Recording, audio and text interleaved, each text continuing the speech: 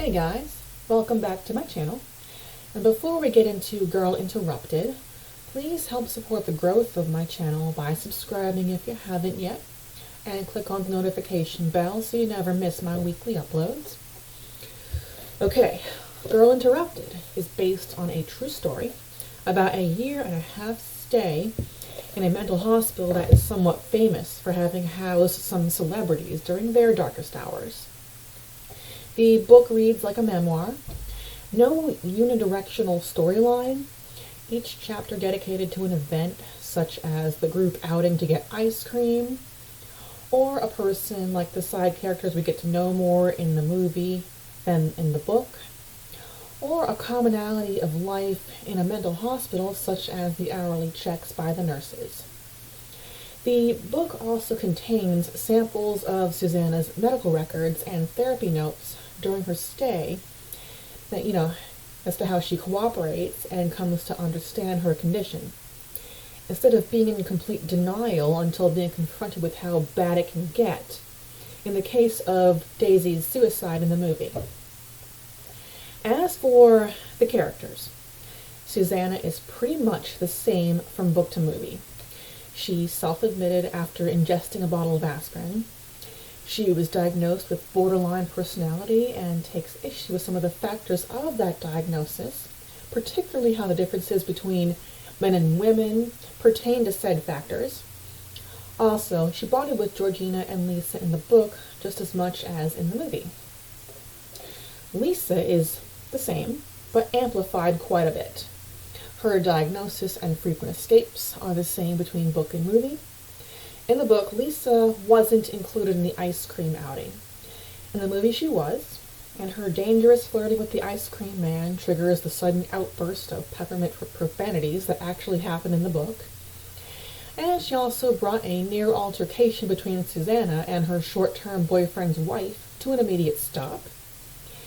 And in the book, she also triggered another patient, also named Lisa, into a who is the bigger hot mess competition that ended badly for the other Lisa. After returning from another one of her escapes. Lisa describes how she ran into her and that now she really is a heroin junkie. In the movie, she is constantly antagonistic to pretty much everyone, and her favorite target is Daisy. Now, Daisy is pretty much the same between book and movie, even though her story in the book is over just as quickly as it began. There is just one chapter about her and how she's under reduced security and gets to leave, around the holidays, has her own apartment paid for by her parents, and is constantly eating chickens and begging for laxatives, and is suspected to be a victim of incest. At the end of that chapter, she is dead by her own hand. In the movie, during the escape, Susanna and Lisa crash at her place, and Lisa just lays it on extra thick and hit below the belt repeatedly with the incest, telling her she must like it because she never gets any better. And Daisy is pushed past her breaking point because the next morning, Susanna and Lisa wake up to her playing that End of the World song on repeat, and they find her hanging. The difference is how either of them handle it marks the turning point for Susanna in the movie.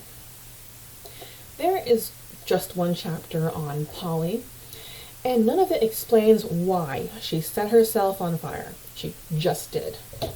In the movie, it's speculated that she did it to remedy a pet dander allergy so her puppy wouldn't be taken away. The movie and the book detail an episode where she gets upset by her scars. The movie takes that moment up a notch, with one of the orderlies carrying her down to the cool-down room, looking like a little kid in cute little red feet jammies, and then being comforted with a song by Susanna and Lisa. And I wish I could find more movie stills of that scene because she just looks so cute in her little red onesie. Georgina has as much presence in the book as in the movie. Well, the book doesn't really specify that she's a pathological liar or what her diagnosis is, really. Her talk of having a boyfriend in the CIA is taken from book to movie. The escape to a bowling alley is not in the book. The group confrontation of Susanna, led by Lisa, having absconded her journal and shared the gory details with the others is not in the book. What is in the book, but not the movie, is a patient named Alice, who is considered boring by the rest of the group until she is transferred to higher security and is found smeared in her own shit on a visit from Susanna and Lisa. Also, patients on lower security, such as Susanna, are allowed to leave the hospital to get jobs, using the hospital's address on their applications, which works against them. The movie ends with Susanna progressing in her recovery to the point of being able to leave, and it ends with her leaving. There is more detail about her life after the mental hospital at the end of the book, including getting married and later divorced, seeing Georgina and her new husband and hearing all about their goat farm, and running into Lisa while out and about with her son. Life went on, as did her therapy, and that covers Girl Interrupted. Now, I have a pretty insightful piece of viewer comment I want to address. Added bonus that this week's book and movie is centered around mental health, and it comes from Nicole Lenker on Sala 120 Days of Sodom. Now, she and I have bantered back and forth quite a bit about what made the movie harder on the soul than the book and vice versa. And the one comment I want to preach on a little is this. I'll say as one last point on this film, and I'm curious to hear your thoughts on this. One of the reasons why I find the book so much more disturbing than the film is in the book there is no sense of humanity from any of the characters. In the film, it's rare, but there are a few brief moments. The one that always stands out to me that I remember from the first time I watched the film was the two girls who were in a lesbian relationship. I remember thinking that it was honestly kind of cute, and also interesting that despite the situation that they're in, they still fell in love. What do you think? Alright, my first thought on the complete lack of humanity in the book. Look at who wrote this. The Marquis de Sade went down in history as a rapist, pedophile, and alleged serial killer.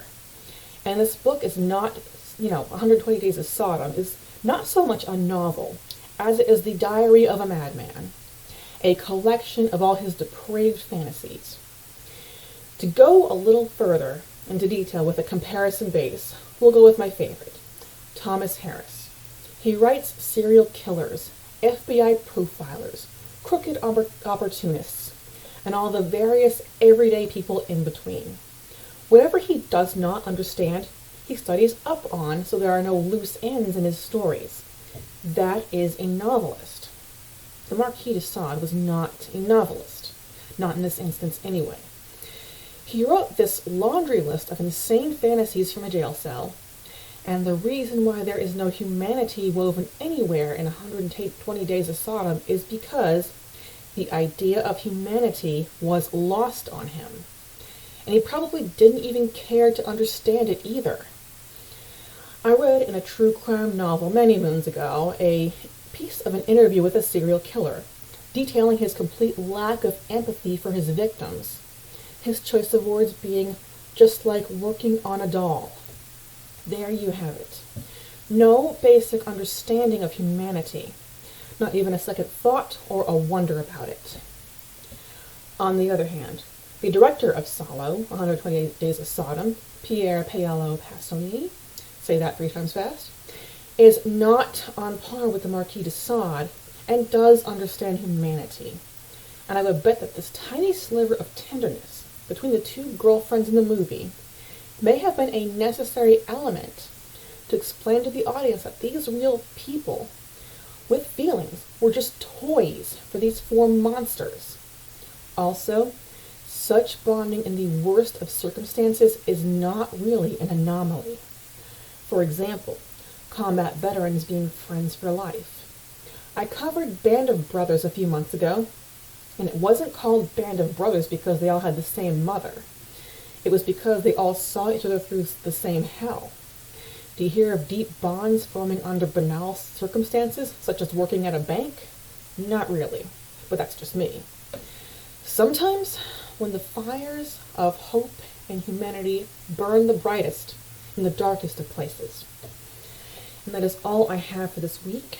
Thank you so much for watching.